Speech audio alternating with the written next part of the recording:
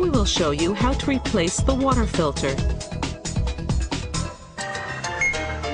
While pushing the arrow mark on the side of the unit, slide the filter cover upward and remove it. Slide the holder knob to the left and release the holder. Then pull up the water filter and remove it. Check to ensure that the old O-rings do not remain on the filter tray, and then push in the replacement filter while paying attention to the installation position. Install the holder, then slide the holder knob to the right and lock it in place.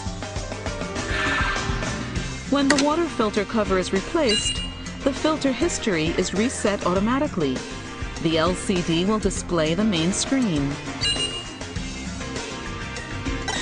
Run the water for at least 3 minutes after filter replacement.